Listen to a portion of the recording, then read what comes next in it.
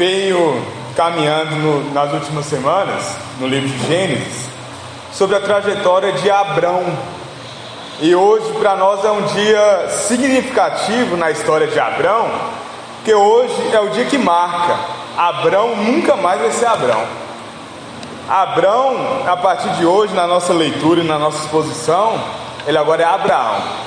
Ele agora é um novo homem, é um homem diferente. E o que isso nos alcança? Como que essa palavra do Senhor nos alcança hoje? Porque aprove a Deus, o que foi a vontade de Deus se nós estivéssemos expondo esse texto hoje, ouvindo a palavra do Senhor a partir desse texto hoje. Na semana passada a gente viu a história de Abrão e Sarai, e tinha uma pessoa a mais na história, tinha Agar. E Agar está lá no deserto, abandonada. Nós vimos que o Deus que chamou Abrão, ele não deixou Agar desamparada. Mesmo no deserto, quando Agar tenta fugir da presença de Deus, Deus vai atrás dela. Ela tenta se esconder, e a gente teve essa noção de que não adianta a gente fugir das coisas. A vontade do Senhor e o que Ele decretou vai se cumprir, independente de nós. Mesmo com a nossa fraqueza, a Agar, ela se sente tão envergonhada pelo seu orgulho, pelo seu pecado, que ela foge e se esconde. Ela não quer caminhar com aquele povo. Ela teve participação naquele pecado. E a gente viu também que Sarai, com seu coração pecaminoso, querendo ajudar o seu marido Abrão a alcançar a promessa, o que ela faz? Ela induz Abrão a pecar. E Abrão, o que ele faz? Ele aceita o conselho de Sara. E eles dois mergulham nesse pecado. E quem sofre com isso tudo não é só Agar sofre, mas Abrão sofre, Sarai sofre, Agar sofre, e está vindo um garoto. Sarai concebe, ela fica grávida de Ismael, que até então não tinha nada a ver com a história, nem existia. E entra esse personagem novo na história. E o que é interessante? No finalzinho do capítulo 16, em versículo 14: por isso aquele poço se chama Beer-Lahai, está entre Cádiz e Berede. E aí começa versículo 15: e Agar deu à luz a um filho, a Abrão. E Abrão, a seu filho que lhe dera Agar, chamou-lhe Ismael. Era Abrão de 86 anos, quando Agar lhe deu à luz Ismael. E encerra falando sobre a idade de Abrão. E o capítulo 17 começa falando sobre a idade de Abrão. Então imagina que Abrão, ele recebeu uma promessa do Senhor, ele acreditou na promessa do Senhor, só que ele e Sarai tentaram apressar o que era a vontade de Deus. E nessa tentativa de apressar, eles acabam pecando, que é isso que nosso coração pecaminoso produz. A gente não sabe esperar no que é a vontade de Deus, e a gente acaba se precipitando em muitas coisas. Então, eles pecam, e o Senhor provê a redenção. O Senhor provê uma maneira de que as coisas se encaixem de novo. E nós vimos que como é que nós podemos consertar uma situação que não tem conserto, quando a nossa vida está tão bagunçada que nada resolve. A gente não tem o poder de consertar. O Senhor não faz Agar ter um aborto. O Senhor não mata Sarai, que já era velha, porque a promessa dele seria com Abrão. Não, o Senhor organiza as coisas, o Senhor conserta tudo. E o Senhor fala com Abrão: Abrão, você vai chamar o seu filho de Ismael, porque o Senhor te ouviu. Esse é o significado do nome de Ismael, lá no versículo 12 do capítulo 16. E aí no capítulo 17 começa falando: quando Abrão atingiu a idade de 99 anos, apareceu-lhe o Senhor. Abrão, ele recebe Ismael, e ele se apaixona por Ismael. Ainda não era promessa, porque Deus falou com Abrão: vai ser um filho de você, e vai ser um filho de Sarai. Então não é Ismael, não é esse ajeito que vocês tentaram fazer, não é a fuga de Agar que vai consertar, não é a gente tentar se esconder do Senhor que vai resolver o nosso problema. Mas aí o que acontece? Essa solução paliativa de Abrão rende Ismael, e Abrão fica vivendo 13 anos cuidando daquela criança. Ele se esquece da promessa. Abrão fica vivendo 13 anos cuidando do garoto Ismael, e ele já não considera mais o que é que o Senhor tinha prometido. Afinal de contas, pode ser que seja Ismael. Abrão se esquece do que o Senhor tinha prometido a ele.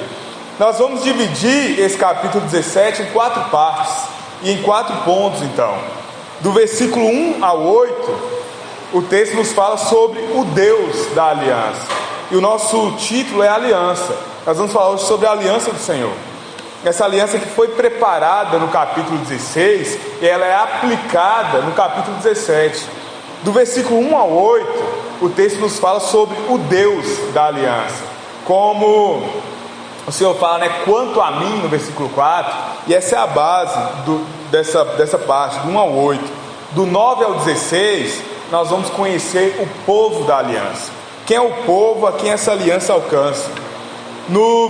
A partir do 17 até o 22, o sorriso da aliança. E do 23 ao 26, a prática da aliança. Todo o nosso texto hoje gira em torno disso. A todo momento nós vamos falar sobre isso, sobre a aliança, sobre a aliança do Senhor. Então, nós vamos falar sobre o Deus, sobre o povo que esse Deus alcança, sobre o sorriso que é produzido nesse povo, a felicidade, sobre a prática que esse povo tem depois desse sorriso, depois desse encontro com o Deus da aliança. Então, do versículo 1 ao 8, a gente já começa com isso. Versículo 1: quando Abraão tinha 99 anos, apareceu-lhe o Senhor e disse-lhe: eu sou o Deus Todo-Poderoso. Tinha 13 anos que Abraão estava convivendo com Ismael. A gente tem esse salto de 13 anos, do 16 para o 17. E Abraão já tinha se contentado com o que não era o ápice da promessa. O Senhor aparece para ele e fala com ele. E a gente lembra no capítulo 16 qual que é a base do relacionamento do homem com Deus. Não é o sentimento do homem, não é Agar que se sentiu desprezado e fugiu para o deserto. Qual que é a base do nosso relacionamento com Deus? Não é a tentativa de Sarai em apressar as coisas que parece que não estão acontecendo. Não é o nosso sentimento. A base do nosso relacionamento com Deus é a palavra do Senhor. E depois de 13 anos que Abraão está convivendo com Ismael, o Senhor aparece para ele, e o que nós temos? A palavra do Senhor. Apareceu-lhe o Senhor e disse-lhe. E aqui a palavra do Senhor relembra a Abraão quem é o Senhor. O Senhor aparece e traz a sua palavra a Abraão, e ele fala: eu sou o Deus Todo-Poderoso.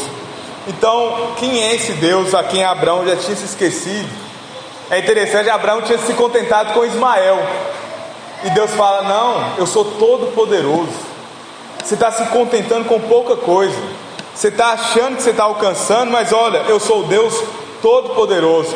Uma coisa interessante é que Todo-Poderoso no original é aquela expressão que nós conhecemos como El Shaddai.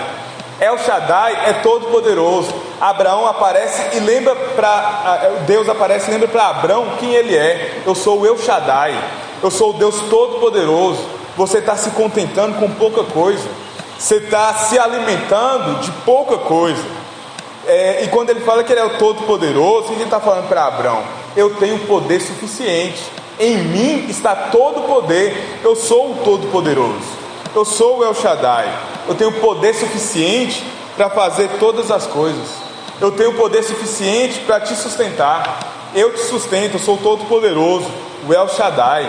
Eu posso te sustentar, Abraão. Eu posso cuidar de você. Você não precisa temer as coisas que vão acontecer. E aí o que Deus fala com ele? Anda na minha presença e ser perfeito. Obviamente, Deus não estava falando com Abraão para ser um modelo perfeito, porque nem Abraão e nenhum de nós conseguiria atingir esse modelo. O que Deus está falando com ele? Anda na minha presença e ser perfeito, ser fiel. Eu sou o Deus Todo-Poderoso, eu te sustento. Seja fiel ao que eu faço, seja fiel ao que eu prometi. Lembra que a aliança que eu fiz com você lá atrás? Eu prometi, mas você já se apaixonou com Ismael. Ismael não é nem a metade do que eu prometi ser. Eu te prometi ser pai de muitos povos. E está se contentando com uma criança de 13 anos. Então, ser fiel, ser irrepreensível, se atenta à palavra do Senhor, tem o poder suficiente para te guardar. E a gente vai entendendo que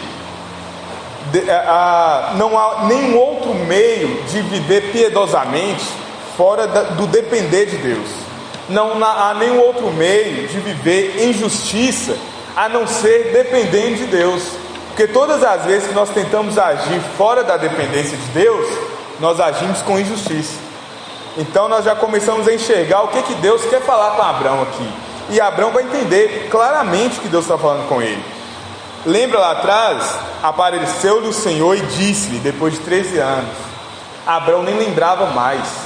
E o Senhor vai trazer para ele uma promessa que ele nunca imaginou o que seria tão bom. Deus dá para Abrão um dom gratuito. E é totalmente gratuito. É por isso que tem tanto valor.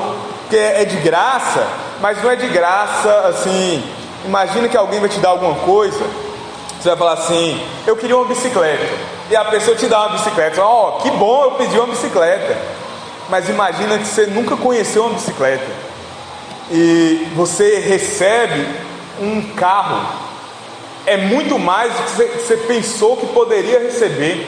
Então, de repente, Abrão vai ouvir de Deus aquilo que ele nunca sequer pensou em pedir.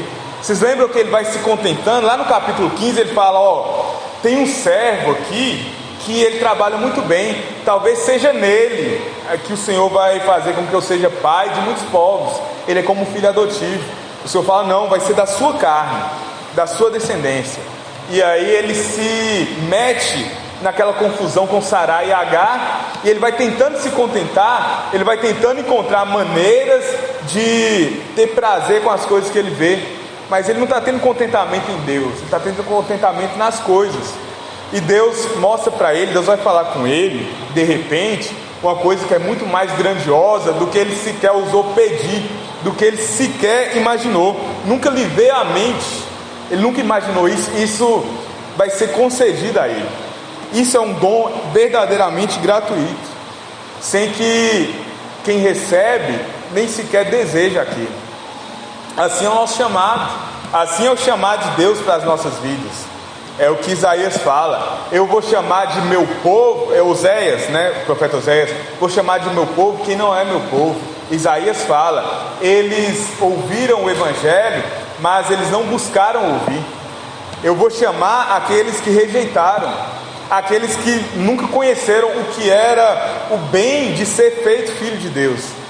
Esses somos nós. Nós nunca desejamos ser salvos, e se nos fosse ofertado, talvez nós rejeitaríamos, porque o homem natural ele rejeita isso. É isso que Abrão e Sarai se metem lá atrás, a rejeitar a oferta do Senhor toda como ela é. Eles esperam muito e se cansam de esperar. Então é como se eles estivessem tentando adivinhar e tentando apalpar o que o Senhor vai fazer, e excede tudo que você pode pensar sobre libertação.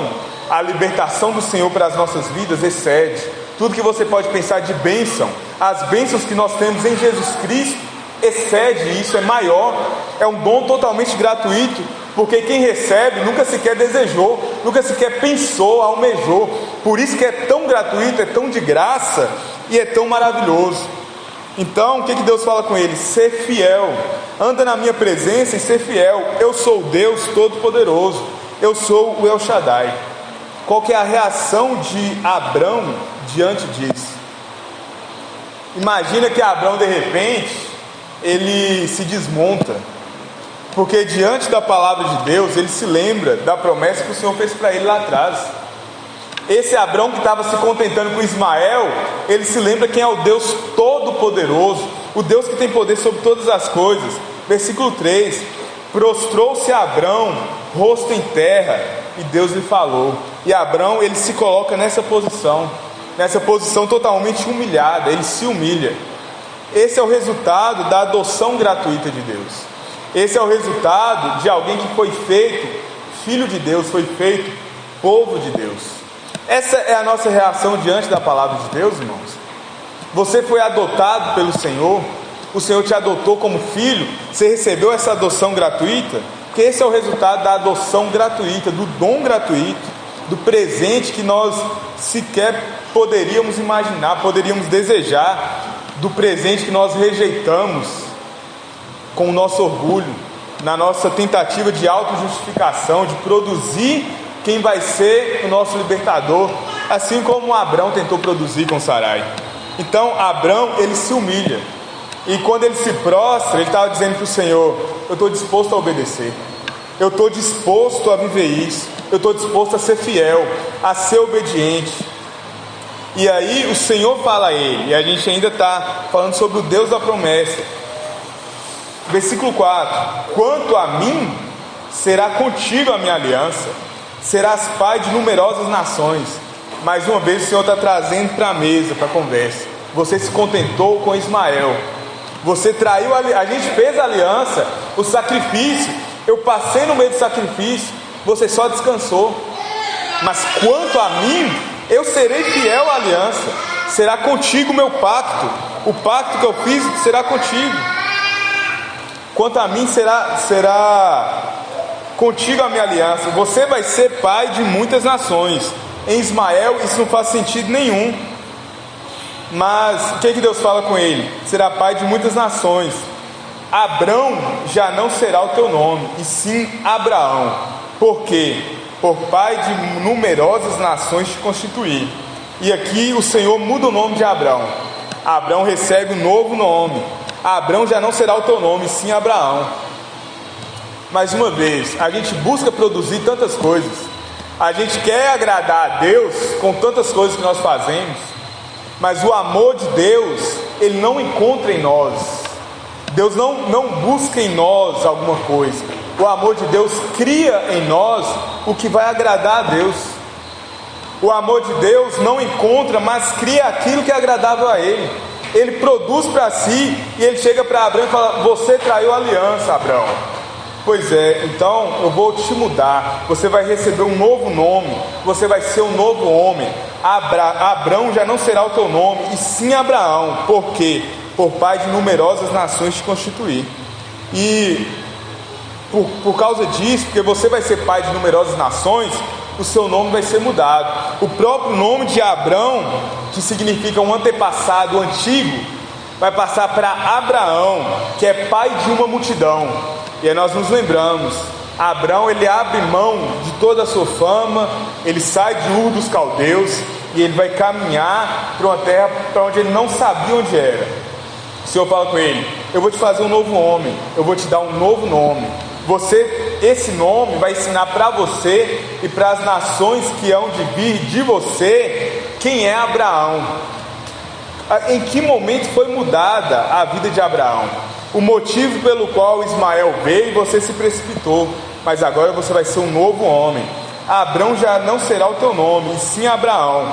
Por quê? Por pai de numerosas nações te constituir.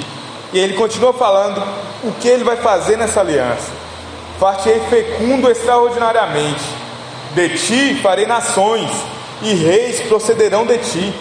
Estabelecerei a minha aliança entre mim e ti e a tua descendência, no decurso das suas gerações, aliança perpétua, para ser o teu Deus e Deus da tua descendência. E a gente tem aquele conceito que Pedro vai trazer lá na primeira carta de Pedro, sobre a raça eleita.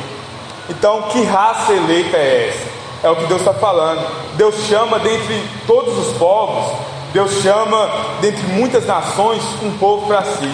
Deus chama no meio de tantos homens um homem para glorificar o seu nome. Deus chama Abrão, e a partir de Abrão vai nascer Israel. E Deus está falando: a minha aliança eu vou estabelecer perpetuamente contigo e com a tua descendência, com o povo de Israel. Vai ser com vocês a minha aliança perpetuamente. Isso não vai falhar. Mais uma vez eu estou ratificando isso: para ser o teu Deus e da tua descendência. Versículo 8: dar-te-ei e a tua descendência a terra das tuas peregrinações, toda a terra de Canaã em possessão perpétua, e eu serei o seu Deus. Então, lá no versículo 7, Deus fala das gerações que essa aliança perpétua vai alcançar. Depois da descendência, que é o povo de Israel, vem as gerações, vem a igreja do Senhor, vem o povo santo chamado segundo a promessa. É o que nós temos lá em Romanos 9. Não é pelo filho da carne, mas é pelo filho da promessa. Então o Senhor chama Abrão e garante a ele que a sua aliança vai ser com ele, vai ser com esse povo, vai ser no decurso das suas gerações. E ele garante: isso não vai mudar, serei o seu Deus. E aqui, a gente entendendo sobre o Deus da aliança, nós vamos chegar no povo a quem essa aliança alcança. A partir do versículo 9: disse mais Deus a Abraão, agora que mudou o nome: guardarás a minha aliança, tu e a tua descendência, no decurso das suas gerações. Então, como ele convida Abraão a ser perfeito lá no início, ele fala com ele: como que você vai ser perfeito? Você vai guardar a minha aliança, você vai caminhar comigo, tu e a tua descendência, no decurso das gerações. Como que é esse caminhar? O que é guardar a aliança do Senhor? O Senhor vai falar no versículo 10: esta é a minha aliança, que guardareis entre mim e vós e a tua descendência. Essa é a minha aliança: todo macho entre vós será circuncidado. Simplesmente isso. Esse vai ser o sinal da aliança. E é interessante que Deus coloca aqui como se fosse no mesmo significado, no mesmo sentido, a coisa significada, a aliança, e a circuncisão. Ele coloca em pé de igualdade. Então a circuncisão é direto à ideia da aliança. Imagina que é como se fosse num cartório, e Deus vai fazer com Abraão um documento perfeito, um documento eterno. Deus vai inscrever na pele de Abraão, na carne de Abraão e do seu povo, a sua aliança. Abraão uma vez traiu a aliança, se deitando com Agar, tentando produzir, e Deus vai marcar no corpo dele, no seu órgão, essa aliança. Ele vai inscrever esse pacto no corpo de Abraão. Abraão não vai se esquecer disso mais, o seu povo não vai se esquecer disso, porque foi daqui que veio toda a nação de Israel. Então esse é o primórdio do povo de Deus. É daqui que nasce o povo de Deus, daqui que nasce a aliança do Senhor. Então, nesse documento perfeito, nessa ideia de cartório, Deus inscreve a sua aliança na carne de Abraão. Como? Com a circuncisão, com o sangue, com uma ferida no prepúcio, nessa ideia de que todo macho do povo de Abraão, os seus servos, os seus filhos, teria que cortar a pele do pênis. Isso era a circuncisão. Então iria cortar aquela parte, e isso ia fazer a representação da aliança com Deus. Por que isso? Porque é uma coisa tão dolorosa, uma coisa tão profunda. Mas a gente vai entender aqui mais para frente, porque é dessa maneira, é na circuncisão que Deus promove a sua aliança. E aí no versículo 10, Deus coloca circuncisão e aliança como sendo a mesma coisa, no mesmo sentido, para promover o resgate, para trazer o seu povo de volta para si. Vocês lembram a ideia de benignidade? Benignidade é o que? É o Deus do pacto, o Deus da aliança, atraindo para si de novo o seu povo. Isso é benignidade, é o Deus benigno, produzindo bem. Então Deus resgata o seu povo através da aliança. Como que ele faz isso? Na circuncisão, versículo 10: esta é a minha aliança, que você guardará entre mim e você e toda a sua descendência. É o que? Todo macho entre vós será circuncidado. Então a circuncisão ela é chamada de aliança. A promessa da graça estava incluída nessa aliança. Como que essa promessa da graça nos alcança hoje? Em que momento nós não precisamos mais fazer isso? Porque isso é uma coisa muito dolorosa. Então a aliança e a circuncisão, elas estão tão unidas nesse texto, que não dá para separar uma coisa da outra. A aliança e a circuncisão é a mesma coisa no texto. Essa é a minha aliança: guardarei entre mim e vós e a tua descendência a circuncisão. Então nós conseguimos, Paulo vai trazer clareza sobre isso lá em Colossenses 2, quando ele fala que a circuncisão dos nossos corações é o batismo.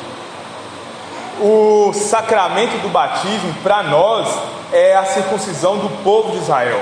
Porque nós vamos entender mais na frente no texto, porque precisava ser com sangue, porque precisava ser machucado, porque precisava ser ferido nesse órgão reprodutor do homem. Não, mas é uma coisa tão violenta. O sacramento é como se fosse a palavra visível. O sacramento de Deus no batismo é onde nós enxergamos a palavra de Deus acontecendo, não só escrita, não só falada, mas em atitude, em prática. Por isso a ideia da circuncisão ser ligada com o batismo. Mais uma vez, guarda isso aí. Por que tem que ser assim? Porque o batismo se torna circuncisão, porque a circuncisão se torna batismo. Então o sacramento é essa palavra visível. E o fim proposto dos sacramentos, do que é sagrado, do que é a gente experimentar a palavra na prática, e o uso dos sacramentos é ajudar, promover e confirmar a nossa fé. Então, através dos sacramentos, nós temos a confirmação da nossa fé. Através da circuncisão, Abraão e o seu povo teve a confirmação de quem eles são. Eles são povo de Deus, separados para Deus. Nenhum outro povo praticava isso.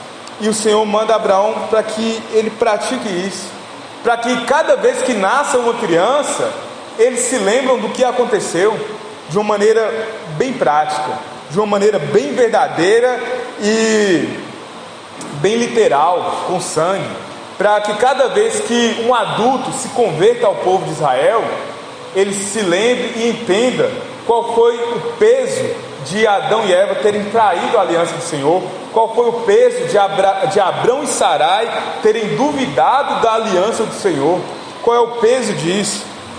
Então, o sacramento sem a palavra de Deus, ele é inválido. Imagina que a gente estivesse lendo aqui, que chegou alguém, um homem qualquer, e falou com Abraão: Abraão, você vai ter que circuncidar todo o seu povo, e isso vai ser uma aliança entre você e Deus.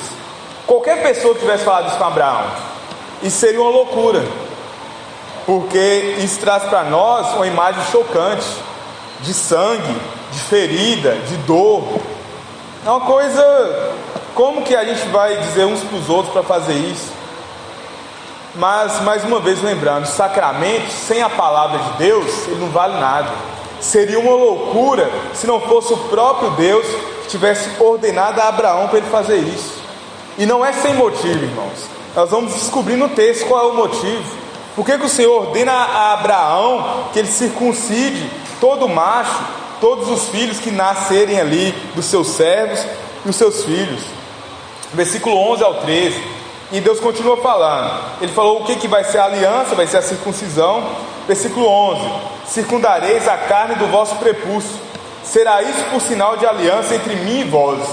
O que tem 8 dias será circuncidado entre vós, todo macho nas vossas gerações, tanto escravo nascido em casa, como comprado a qualquer estrangeiro, que não for da tua estirpe. Com efeito, será circuncidado o nascido em tua casa, e o comprado por teu dinheiro. A minha aliança estará na vossa carne, e será aliança perpétua. O Senhor marca a carne de Abraão, marca a carne do povo de Abraão com a sua aliança. Ele inscreve esse documento, essa garantia de que Ele é o Deus de Abraão, na carne deles. Por que isso? A primeira questão é porque vai estar na carne. Eles vão sempre se lembrar disso. Mas por que ainda mais isso? Como a gente leu no versículo 12, o que tem 8 dias será circuncidado entre vós. Os bebês, 7 dias de nascido, com 8 dias vão ser circuncidados. Vamos abrir rapidinho lá em Colossenses 2, para a gente ter a referência do que Paulo fala sobre a circuncisão. Colossenses 2:11. Nele também, em Cristo, Paulo está falando de Cristo, que ele fala no 10: também nele estáis aperfeiçoados, ele é o cabeça de todo principado e potestade. Paulo está falando sobre Cristo. Versículo 11: neste Cristo também foste circuncidados, não por intermédio de mãos, mas no despojamento do corpo da carne, que é a circuncisão de Cristo. A gente começa a entender qual que é o propósito da circuncisão. Era despojar o corpo da carne. Era para que, ferindo a carne, aquele povo pudesse entender: nós precisamos mortificar a nossa carne, nós precisamos nos arrepender dos nossos caminhos, nós precisamos arrepender da nossa carne. Mas por que nós não somos uma religião que continua praticando isso? Paulo está falando porque o maior sacrifício, a maior dor, a imagem mais horrenda de um homem ferido em carne e sangue foi Jesus Cristo. E nele nós fomos circuncidados. Em Cristo, no Cristo ferido, nós temos uma nova natureza. E aí a gente está entendendo que é do órgão reprodutor que vem a circuncisão. Deus está dizendo para Abraão: eu vou te dar uma natureza, eu vou te dar uma descendência, mas não vai ser uma descendência como você foi, como você e Sarai. Eu vou te dar uma descendência que vai ser nova, com uma nova natureza. Por isso vocês precisam fazer a circuncisão do prepúcio, porque vocês nunca vão se esquecer disso. Nós estamos caminhando para uma nova natureza, para o arrependimento, para deixar a carne para trás, deixar o velho homem para trás. E Cristo para nós é esse sacrifício maior. Cristo para nós é onde a nossa aliança acontece de maneira perfeita. Por isso nós não precisamos nos circuncidar, porque em Cristo nós fomos circuncidados. E nós não fomos circuncidados por mãos de homens, mas nós fomos circuncidados no despojamento da carne inteira. Não só no prepúcio dos nossos órgãos, mas no nosso corpo todo. Isso é a circuncisão de Cristo. Versículo 12: tendo sido sepultados juntamente com Ele no batismo, no qual igualmente fostes ressuscitados, mediante a fé no poder de Deus, que o ressuscitou dentre os mortos. E Paulo está dizendo para nós aqui o que? O batismo para nós é a circuncisão. O batismo para nós é o que representa a circuncisão em Cristo.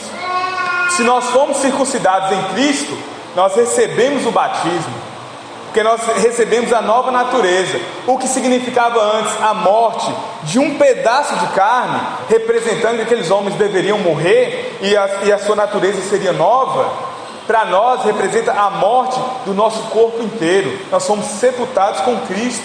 Isso é o batismo. Então Paulo coloca aqui para nós a ideia do que é a nova circuncisão em Cristo, na nova vida. E a gente entendendo isso, voltando para o texto de Gênesis, nós entendemos porque o sacramento é de tanto valor. Porque o sacramento para nós é a circuncisão não só do prepúcio. O sacramento para nós é a circuncisão do nosso coração. O sacramento para nós é a circuncisão do nosso corpo inteiro. Mas nós somos todo pecado, nós nunca seríamos capazes de nos sacrificar a tal ponto. Mas alguém fez esse sacrifício de corpo inteiro. Então imagina que Cristo foi circuncidado no seu corpo todo. Ele foi o sacrifício de sangue, de dor. Ele foi o sacrifício de morte, de pele morta, para que nós pudéssemos experimentar a vida. É para isso que a circuncisão estava apontando, para o batismo, para o Cristo que viria, para o sacrifício, para que Abraão pudesse ter uma descendência limpa. É óbvio que isso nunca poderia acontecer simplesmente circuncidando o prepúcio, mas isso representava o desejo de Deus de que seu povo fosse santo. Isso representava o desejo do povo em apresentar a Deus uns filhos santos, descendência santa. Então, por isso também a gente batiza as nossas crianças, os nossos filhos, porque a circuncisão é para o de 8 dias, a circuncisão é para o que se arrepende, e tudo isso aponta para esse arrependimento. Continuando no texto, entendendo a ideia do sacramento, tudo que nasce do homem está poluído. Nós entendemos isso com Abraão e Sarai, o espelho perfeito de Adão e Eva, traindo a palavra do Senhor e querendo produzir com seu orgulho um novo milagre. Tudo que nasce do homem está poluído, porém a salvação iria proceder de uma semente abençoada. Então, como o homem só produz poluição, como tudo que nasce do homem já vem pecaminoso, Deus na circuncisão está apontando para isso. A sua descendência precisa ser limpa, vocês precisam se arrepender, vocês precisam mortificar a sua carne. Deus condena na circuncisão então tudo que os homens de si mesmo, por geração própria, produzem. Tudo isso é condenado na circuncisão.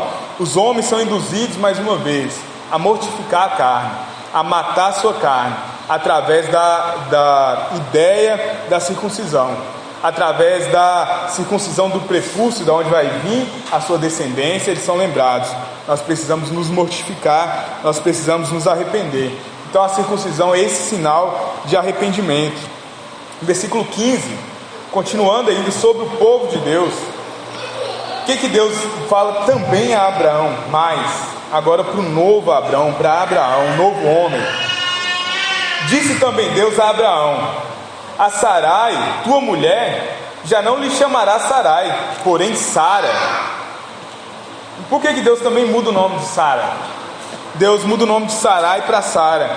Nós vemos aqui estampado, em um simples versículo, a bondade gratuita de Deus, totalmente gratuita. Vocês lembram o que Sarai fez? Ela se precipitou. Sarai, ela foi precipitada demais. E Abrão, ele foi flexível demais. Ele se precipita em produzir coisas para Deus, mas Deus não volta atrás com a sua palavra. Mesmo tendo Sarai falhado, tendo Abrão falhado, ele não abre mão de Abrão e Sarai e fala assim: então eu vou chamar outro povo, eu vou chamar um outro homem, uma outra mulher, e vou produzir deles um povo santo. Deus não faz isso. Deus muda Abraão, ele produz em Abraão o que é agradável a ele. Deus muda Sarai, ele troca o nome dela e ele fala: Sarai, você vai ser uma nova mulher, você vai ter uma nova vida.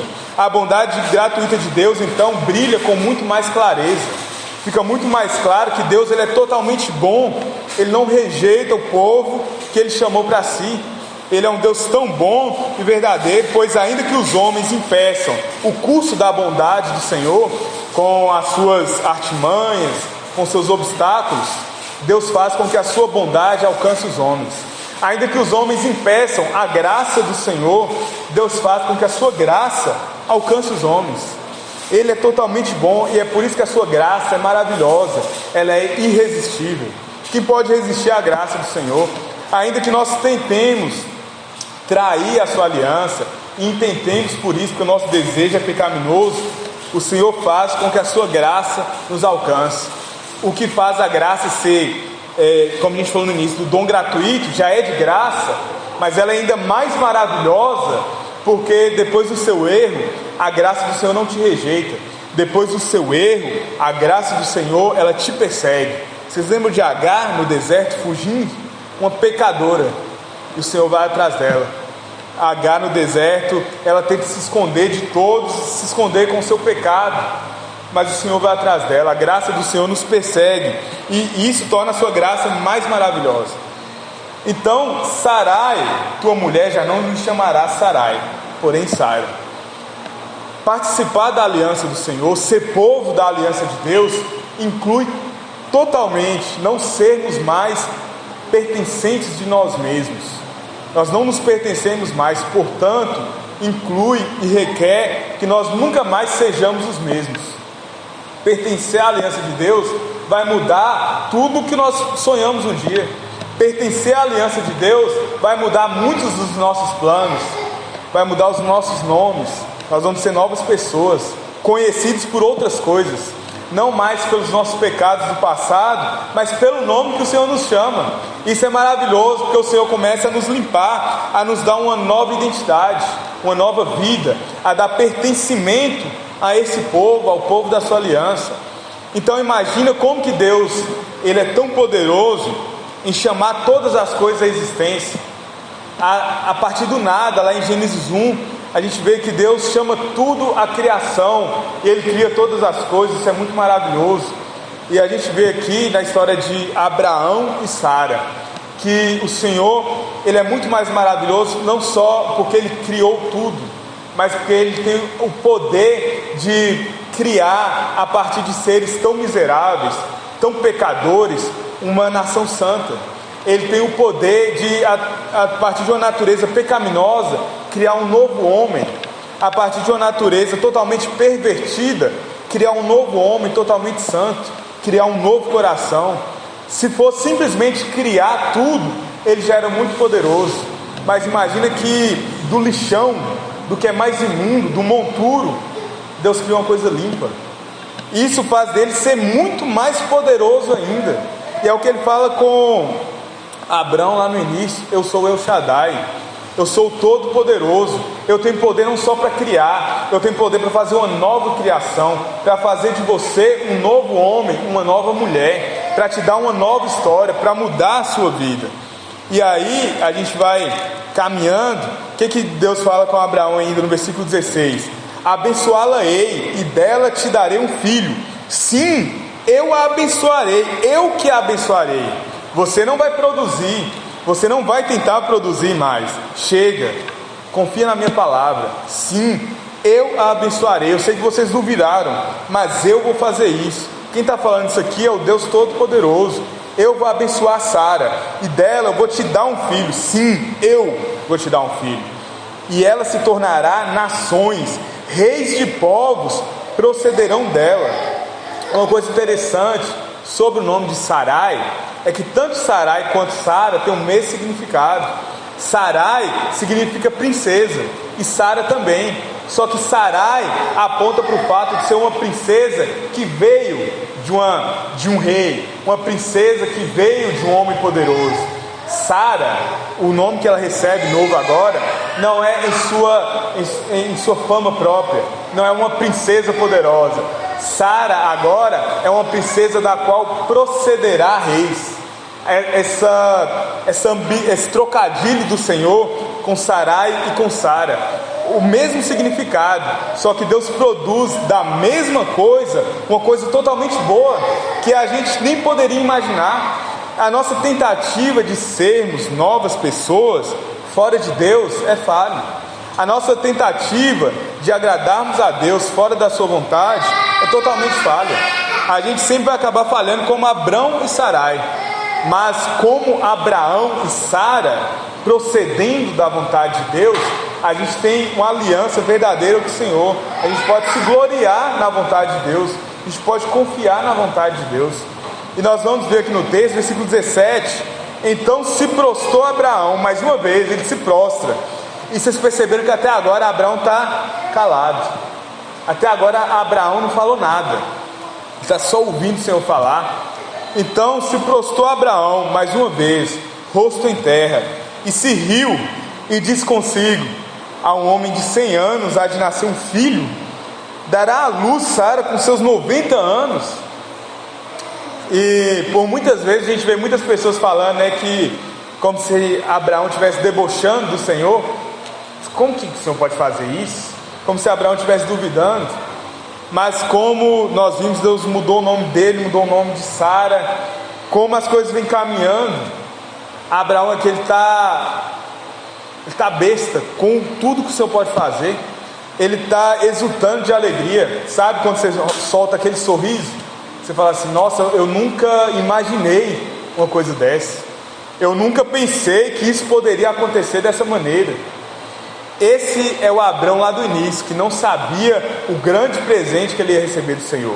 Mais do que ser pai de nações, mais do que ser pai de nações a partir de Ismael, mais do que ser pai de nações a partir de um servo da sua casa, ele recebeu uma coisa que ele nunca imaginou, que ele nunca ousou pedir, e ele fica embasbacado aqui, ele fica exultando de alegria, ele está com seu coração triunfando. Então ele se riu e disse consigo: a um homem de 100 anos há de nascer um filho? Dará à luz Sara com seus 90 anos? Ele fica maravilhado com tudo quanto o Senhor pode fazer, que ele não conseguiria nem imaginar. Ele é levado além de si mesmo. E daí ele começa com tanta admiração a rir e a sorrir. E aqui nós entramos na terceira parte do nosso texto: o sorriso da aliança. O que a aliança do Senhor produz em nós, apesar de todas as situações contrárias, apesar de Ismael, apesar do nosso contentamento com o que não tem valor, apesar do nosso contentamento com as coisas dessa vida. A aliança do Senhor nos traz com sua benignidade para Ele de novo e nos dá um sorriso, nos ensina a viver felizes e contentes com a palavra de Deus, ainda que a um homem de 100 anos há de nascer um filho, ainda que não faça o menor sentido, ainda que a uma mulher dará à luz Sara com seus 90 anos, ainda que pareça impossível, mas foi o Senhor quem disse. Foi o Senhor quem prometeu, o Senhor jurou e não voltará atrás, Ele é fiel à sua aliança. Então, ele fica tão surpreso que a sua próxima pergunta vai confirmar isso. Dará à luz Sara com seus 90 anos? Aí o que Abraão fala para o Senhor? Ele se lembra, ele ainda está apaixonado com seu filho, ele tem um filho, esse filho é valoroso para ele. Versículo 18: disse Abraão a Deus: tomara que viva Ismael diante de ti. Eu estou muito feliz com o que o Senhor vai fazer. Mas Abraão, ele está tão feliz diante do Senhor, que ele não se pergunta silenciosamente, ele não se pergunta escondido dentro do seu ser, ele não fica com dúvidas internas, ele não consegue segurar isso. Ele está ali totalmente entregue diante de Deus, ele derrama diante do Senhor todo o seu desejo em oração. Esse é o desejo dele também. Tomara, Senhor, tomara que viva Ismael diante de ti. E a gente, primeiro ponto, irmãos, nós precisamos orar pelos nossos filhos. Ainda que todas as situações são contrárias, talvez você se aborreça com muitas coisas, mas não deixe de orar pelo seu filho, não deixe de orar pelos seus filhos. Abraão, recebendo a promessa do Senhor, ele se lembra de Ismael, o seu filho lá de trás, o seu filho que nasceu de um erro, mas é o seu filho, ele o ama, ele ama o seu filho. Então, a gente vê que ele não é repreendido por rir diante do Senhor, que ele está se alegrando, ele se lembra de orar pelo seu filho, e a força da fé de Abraão brilha ainda mais, porque ele superou um obstáculo tão árduo. Ele agora está caminhando de uma maneira madura diante de Deus. Abraão não considera mais o seu corpo velho. Quando ele fala com Deus, tomara que Ismael viva diante de ti, ele já está confiando que o Senhor vai lhe dar Isaac. Ele nem sabia que ia chamar Isaac ainda, mas ele está confiando que esse sorriso que ele deu diante da aliança de Deus, esse sorriso vai permanecer. Ele agora confia na palavra do Senhor, porque o Senhor já mostrou para ele de várias maneiras que não é do jeito de Abraão, é do jeito de Deus, do Deus Todo-Poderoso. Então ele já está confiando nessa palavra. Ele não se lembra mais que o seu corpo é tão velho, ele não se lembra mais que a sua mulher é estéril, que é impossível nascer um filho dela. Ele ora pelo seu filho, ele confia na palavra do Senhor, ele não mais está cambaleando, sabe, balançado pela incredulidade. Ele está com a sua fé firmada na âncora que é a palavra de Deus. E ele ora ao Senhor e pede pelo seu filho, porque ele sabe que o seu filho é fruto da promessa de Deus, do seu filho que virá. E ele pede pelo seu filho que já veio, por Ismael. Mas nos lembremos, a promessa do Senhor é segundo Isaac, é segundo o filho da promessa. O que Deus responde para ele? Deus lhe respondeu: de fato, Sara, tua mulher, te dará um filho, e lhe chamarás Isaque. Estabelecerei com ele a minha aliança perpétua e para a sua descendência, que nem ele tinha falado antes. O que é interessante nisso, irmãos? O significado do nome de Isaque é riso, é sorriso. É esse, quando ele riu, o Senhor contemplou a alegria dele com a aliança do Senhor. Quando ele sorriu para o Senhor, o seu contentamento, o Senhor contemplou isso, e o Senhor lhe dá um filho que se chama Isaque. E o Senhor fala para ele: você vai colocar o nome do seu filho Isaque. Toda vez que você olhar para o seu filho, você vai se lembrar da aliança do Senhor, do Deus que é fiel, do sorriso, do contentamento, da admiração com tudo quanto Deus faz. Esse é o Deus dos exércitos, esse é o Deus Todo-Poderoso.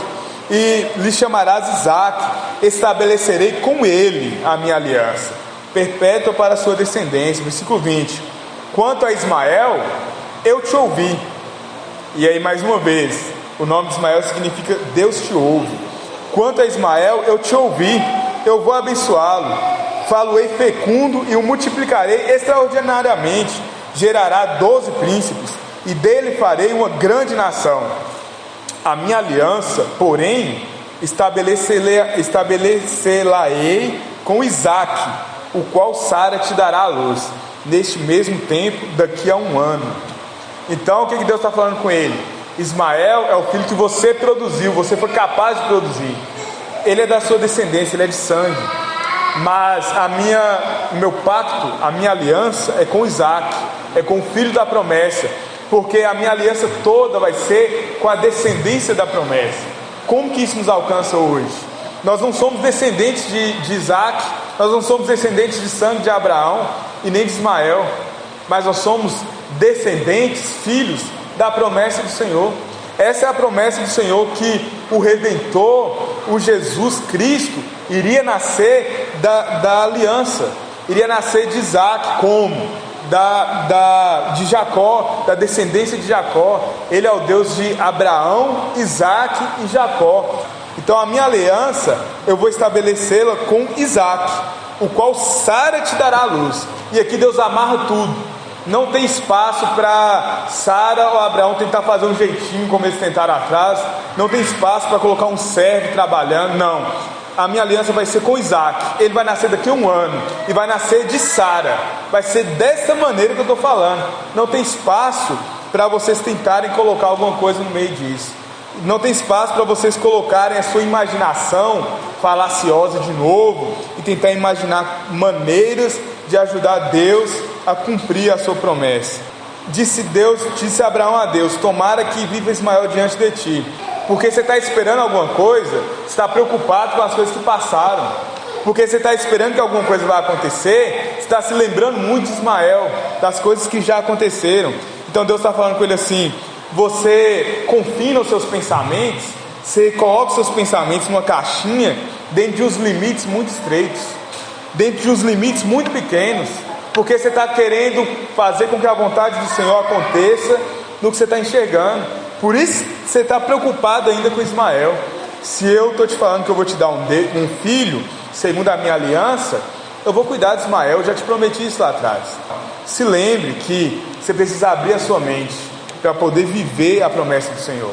A nossa prerrogativa, as nossas tentativas são de tentar diminuir a palavra de Deus para que nós possamos recebê-la, e não deve ser assim.